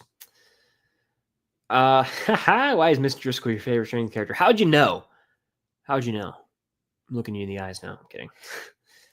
My Modern Family fan. I actually have never seen Modern Family. Again, this is one of those shows where I've seen like random clips on the internet, but I've never actually watched the show. And so no comments, unfortunately. I will say National Treasure 2 was on in my house earlier today, and I was watching it, and I was enjoying it. And Ty Burrell is in that movie, and I know he's Phil Dunphy in Modern Family. See, I have knowledge on Modern Family. I just don't know. I haven't seen it. Am I going to watch the Bruce Springsteen biopic? I would love to see Jeremy Allen White's performance mainly. And I think Jeremy Strong's in that movie. Paul Walter Hauser. That's a cast right there. Let's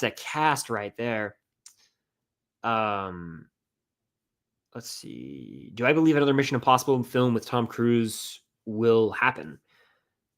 Yeah, I think one day it will. And it might not be anytime soon, but it could be like a Tom Cruise's swan song. It could be like 10 years from now. But even then, he's getting old. I don't want to say 63, I'm pretty sure, guys. Could 73-year-old Tom Cruise do it? I don't think so. We've seen that happen, like with Harrison Ford as Indiana Jones. There's the believability factor, and just I don't know. I don't know if he could do it. I think Final Reckoning is a good send-off to him, and they had the 2 sickest action set pieces in the whole franchise with the biplane and the submarine. I think that we let that rest. So never say never, but he could pass the torch off to someone else in the franchise. Never seen the Cornetto trilogy, by the way. So I haven't seen Hot Fuzz. It's on my watch list, of course. Who's your favorite character of all time? Indiana Jones is usually my go-to when I'm asked like favorite movie character. I just, growing up watching him, man was my hero.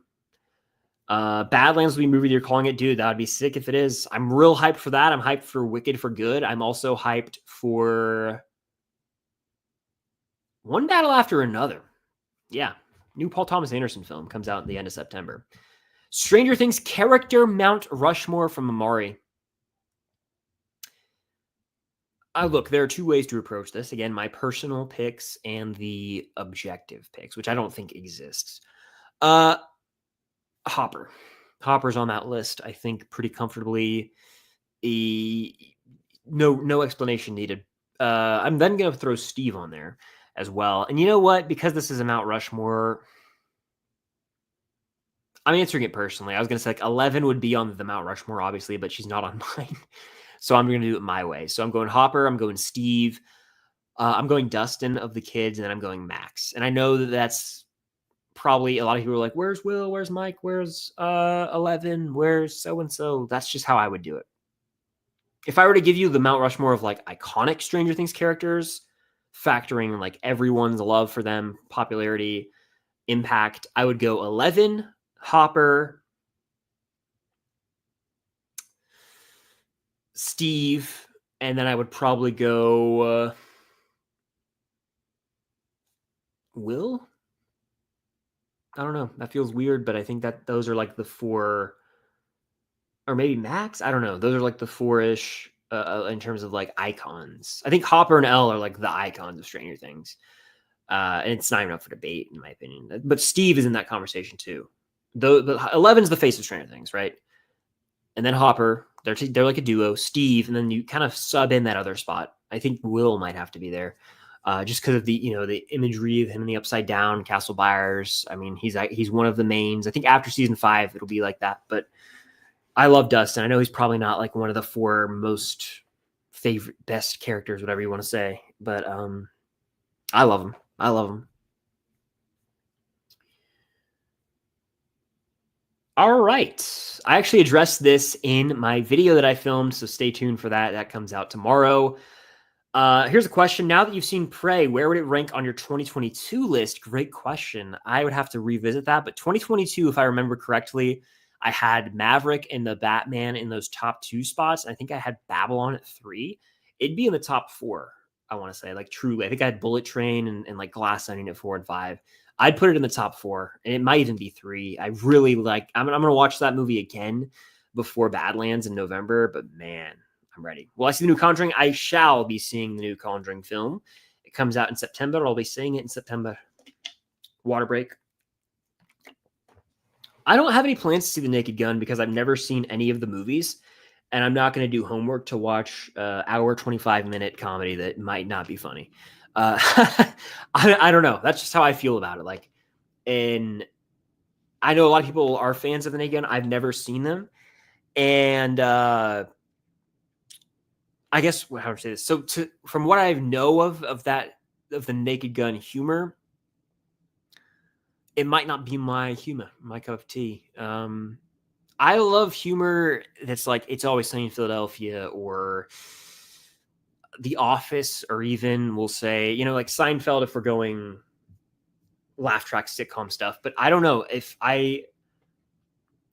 it seems like, and I could be off base here because I haven't seen the movies, but it seems a lot of sort of the Monty Python type of humor, the like, it's almost like not dad jokes, but like puns and like I saw someone parodying it the other day. What was it? And they were like, oh, like here's our push pin, and it's like a dude who walks up and he has a shirt that says like pin on it or something, and it's like here's our what was the damn joke? I mean, it's just like it's sort of dry, but it's just like it's not my type of humor really. And I don't want to sit in I think it would be miserable if I had to sit in a theater and I think the movie's just not funny and everyone's like laughing hysterically. Like I would just rather, I don't know, watch paint dry. Like that sounds like hellish to me. I just cannot imagine. Like I'm trying to think of something like if the movie, like a comedy, I kind of have to watch at home, I feel, for the first time. Unless I know it's going to be like my type of humor. Because if I were to watch a comedy like that in theaters, and let's just say hypothetical here, I am like, oh man, this isn't doing like Thor: Love and Thunder. Humor was just like missing and missing and missing. But like if the theater was laughing hysterically at that, it would just make me hate the movie more. I would be like, this is enhancing the experience for the worse. But no, I haven't seen Naked Gun, so I can't speak to the humor. I'd actually have to like watch the movie, to the first one in the trilogy, to see if it's, to gauge if it's my jam or not. But from clips I've seen of that, yeah, it just might not be my type of humor. I also quite like more of like dark comedy in a sense. Like that's what really gets me going, is like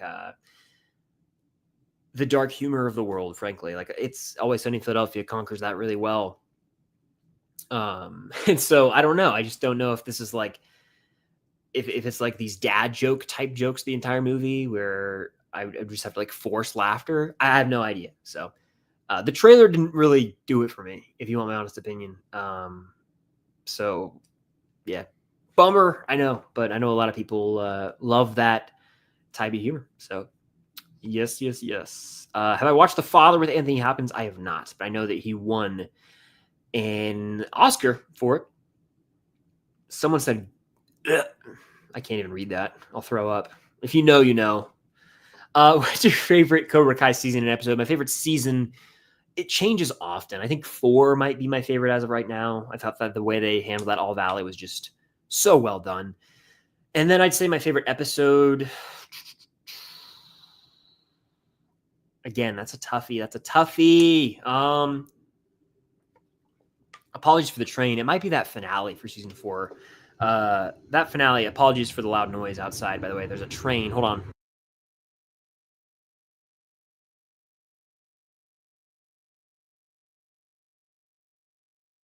I would say, sorry, I wanted to mute for a second there. Anyway, totally lost my train of thought from the actual train there.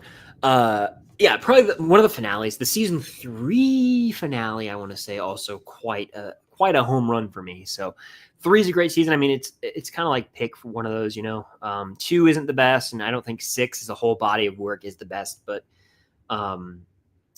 yeah, I'd say something like that. Shelly says hi in all caps. Hello, Shelly. Yes, the beard will be coming back. Don't worry. I'm in the process. If I could grow it back overnight, I would. But I'm in the process of it. It's only been Friday to now, and it's already making its appearance again, which is encouraging. Lars Rose says, hey, Chris, in season 5, which character would you hate to see die? Not including Steve. Dustin. I think it would be too devastating to kill him, and it would honestly leave a bad taste in my mouth. Truly would disgust me. All right. All right. Hey, I've been seeing a lot of hype around the Robin Will duo in season 5. What do you think their dynamic's going to be? I think they'll have some fun moments. I mean, it's one of those duos that you don't expect. They're characters who've never really had scenes together, so bring it on. I think Joyce and Robin are going to have some moments. Yeah, there's going to be a lot of different types of duos in this final season. So yeah, I'm here for it. Bring it on. All 3 Spider-Men versus the God of Thunder. Who wins? I mean, it's so difficult to even think this way. I mean, I lean Thor. I'm not a comic book aficionado. I don't know if this has happened for some reason in the world. It's a hypothetical, right? I just think that, I don't know. I just think that Thor's, I mean, watch the bridge scene, right? In Ragnarok, watch him come down on Wakanda in Infinity War. I'm like, I don't know if anyone is getting in his way if he's really motivated. I think I lean Thor to win that one personally. All right. Silver Surfer or Eve Tessmacher, who had the better third act clutch? I mean, I don't want to spoil either film, mainly Fantastic Four, because it just came out. But I would say pretty easily. I don't know about easily. They're different. One's like outsmarting, the other is more of a physical thing. I would say Silver Surfer though, just because of physically what happens there. We got a cat cameo. Indy Cat. Hey, buddy. How are you? Very sleepy. Was he bathing recently? I don't know. He smells like he's been bathing. Well, he was asleep on his paw, so he drooled. Oh, that's my baby boy. Love you, buddy. Oh, he purred. That's my man. I love me some Indy. Nash says, hey, Chris. Hello, Nash. Indy said, hey. Hello, how you doing? Alien Earth in 2 weeks. Shoot, you're right. Oof. I might do a rewatch of Alien and Aliens. We'll see. I love me that double feature. Stranger Things or Squid Game? Give me Stranger Things. You guys know I love Squid Game, but come on now.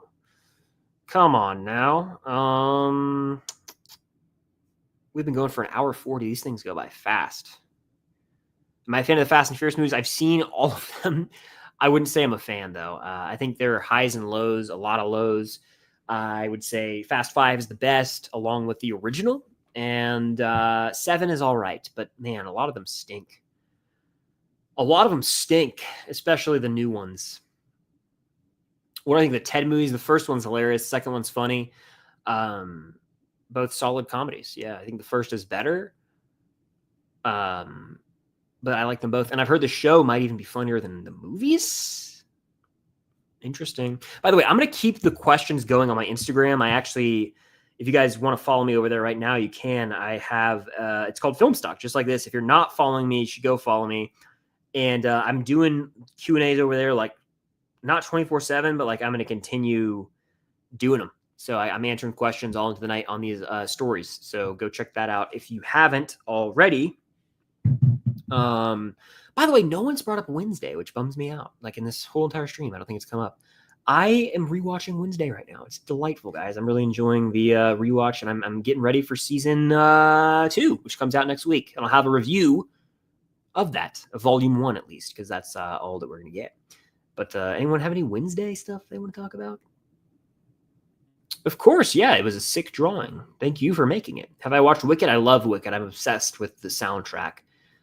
Wicked for Good is my most anticipated film for the remainder of the year, for sure.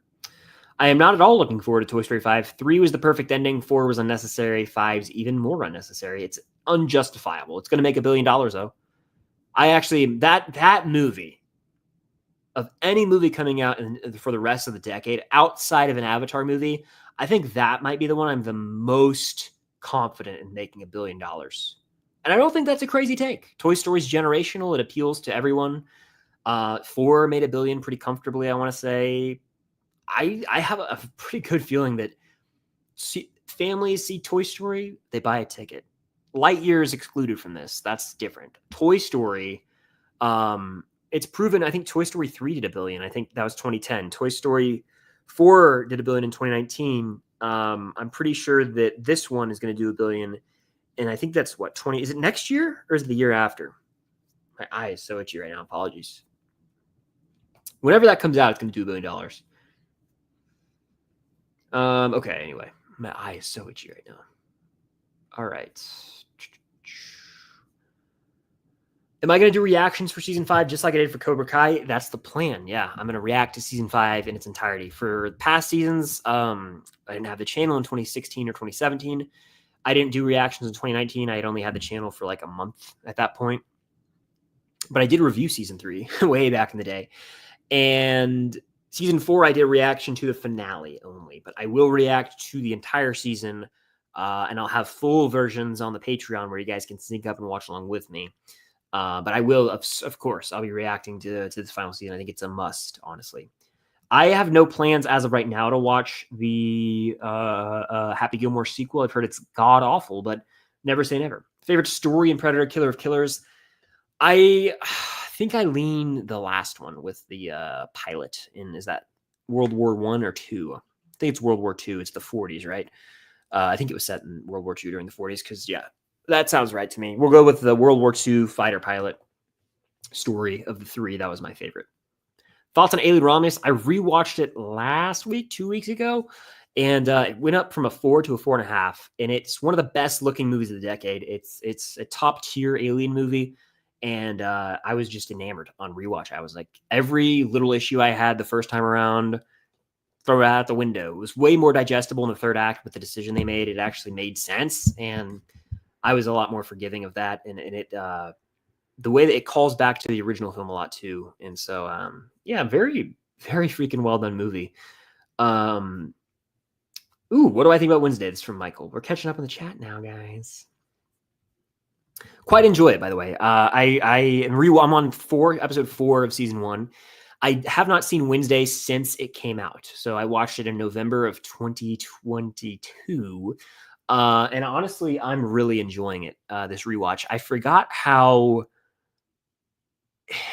I'm so invested in this mystery. And I love how many, it really is in a way a murder mystery, right? A whodunit, but it's packaged as a Tim Burton gothic, creepy, like high school hangout show at the same time. I'm just really invested right now, and I'm excited to continue rewatching. I'm really looking forward to the new season. And yeah, it's one of the few Burton projects I actually really dig. I know that he doesn't direct every episode. I want to say he directs most, but not all. But I really enjoy the show, and I wouldn't say it's on the level of like a Stranger Things to me or Squid Game even, but I would say that it's one of the better Netflix shows. It's in the top 10 if I had to rank Netflix originals. It might not be top 5 for me right now, but it's in the conversation, and it's really shout out Tim Burton, which is weird for me to say sometimes because I'm not a huge fan of everything he does. Who are my 3 favorite characters in Wednesday? That's a great question. Wednesday, obviously, is Thing his own character? He might be number 1. Enid's great. I would say that,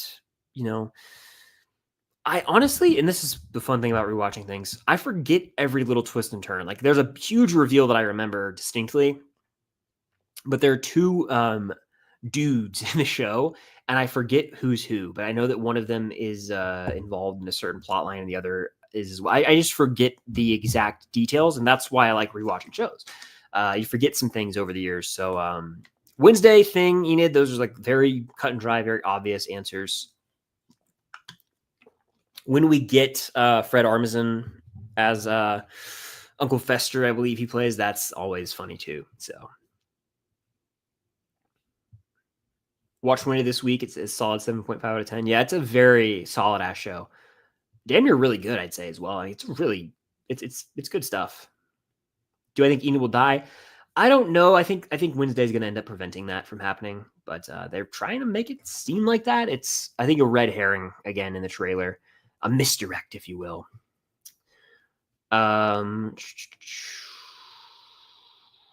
Favorite episode of Always Sunny.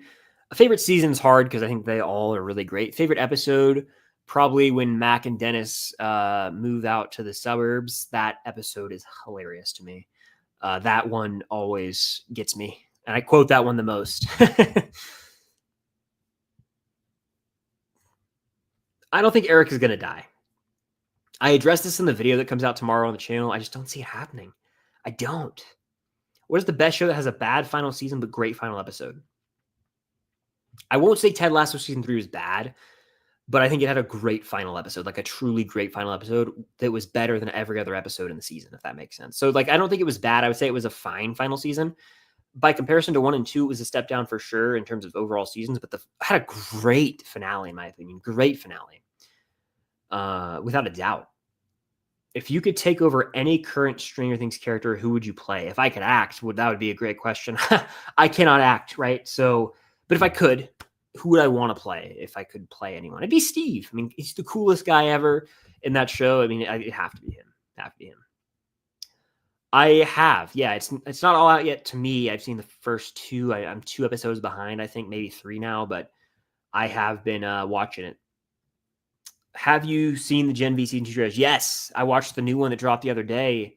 Starlight in the picture. Man, I'm ready. I think this is going to be a really important season for the final season of The Boys. I've never seen Supernatural, but I know of it and its popularity. But I've never actually seen it. Do I believe Brenner's dead? Yes, I believe Brenner's dead. We got like an intense close-up on his dead body, and like, the camera panned out. I think he's a goner for real this time. We saw the body. We saw his final moments. I think he's gonzo. Not to say he can't show up in like a flashback. I think we'll probably end up getting that, but he's dead in real time in the present day for sure. What are your predictions for Percy Jackson and where we'll go in future seasons? I know your wife loves Percy Jackson. Yeah, so we're not married yet. She's my fiance, but wife one day. Still, I believe that the seasons will just get bigger in scale, right? I'm not a book reader. I don't know where the story is exactly headed. My fiance, on the other hand, has read the books. So for me, I just think that they're going to get budget increases every season and increase the scale, the scope of these action sequences and the world and the story is going to just become richer because of it. So I'm excited to see where they're headed. I think this season's going to be better than season 1. I'll say it. I do. Do I like Teen Wolf? Cue the theme song. Yeah, Teen Wolf's badass. It's I watched it for the first time in the fall of 2023. And it's really an enjoyable ass show. What's the line that I always just randomly quote? Because it's the beginning of so many edits. It's Derek who said that. He's like, you think that scrawny, defenseless Styles is the new Kitsune? And that like does this whole edit thing. Teen Wolf. You guys, this will be a full circle moment to almost end the stream, and then I'll take a few more. Someone asked me in the stream earlier, saddest death in a movie or show. Actually, Teen Wolf spoilers. I'll wait a couple seconds if you don't want to know. There's a death in Teen Wolf, the show, that made me cry, like genuinely cry. It kills me. It's Allison Argent. I love her. She's my favorite character in Teen Wolf. And when that happens, it's devastated me, shocked me to my core. I was unwell. Genuinely crying. I was unwell. The performance too, damn. I was unwell. But that, oh my gosh. Yeah, I love Teen Wolf, honestly. As dumb as it gets, by the way. It falls off hard at a certain point, but then kind of has this triumphant return. One of the seasons, is it season 5? It's so bad. It's either 4 or 5. One of those seasons, and then part of 6 is bad. But like it really is maybe, I don't know, one of those seasons falls off. You know what I'm talking about. But anyway.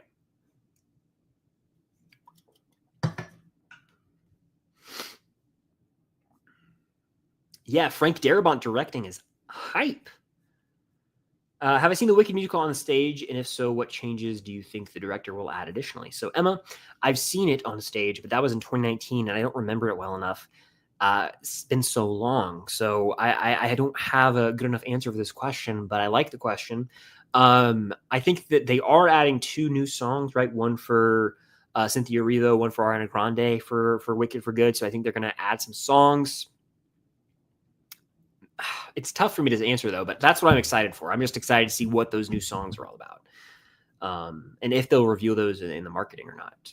Gavin with the super chat. What's the better Kenny Loggins song? Danger Zone or Footloose?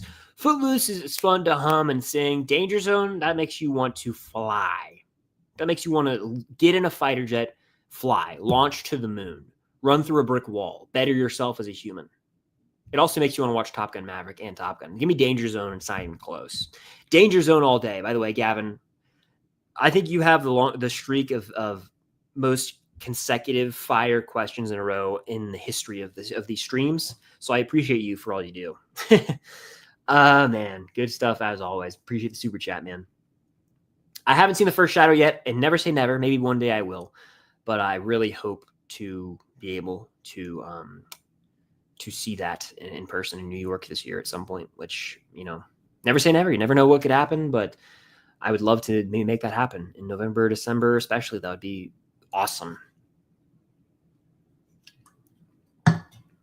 In the season 5 trailer, just before Vecna says found you can hear 3 or 4 beeps, which I thought was a heart monitor machine. Thoughts? Could be Max. Could be, I didn't think about this, but, I'm intrigued for sure. And I think that it comes up in the video I post tomorrow. Found you. Who is he saying found you to? It's addressed in the season 5 video I'm posting tomorrow. So be on the lookout for that. Of course, Gavin, of course. Are you into Interstellar music? The score by Hans Zimmer? Absolutely. That's my jam. But no, I think that kind of does. I think we're going to wrap the stream here. It's been almost 2 hours. I still got to go eat some dinner. No videos today because the stream sort of served as that. But tomorrow I will have a fun, loaded Stranger Things video. And then, of course, as we get into August, more videos to come as well. So be on the lookout for all that. But I think that's going to do it. That was a good one to end the stream on. Thank you guys so much if you're in here. If you hit that like button, actually hit that like button now if you're in here. If you haven't, boom, do it. Let's get to 100 likes if we haven't. And hit that like button if you're watching on the replay. But no, if you guys were in here, seriously, thank you. If you watched on the replay, thank you. If you sent a super chat, if you did any of that, I appreciate your support as always. Damn fun stream. Truly was. And I look forward to the next one as always. So thank you guys for being here. Thank you for watching on the replay. Lots of exciting things coming to the channel, to the Patreon, to the Instagram. This isn't the end. Go follow me on Instagram right now at Filmstock. Ask me some questions over there. I'll answer as many of those as I can. That'll do it, though. Thank you guys as always. And until next time, I'll see you guys later.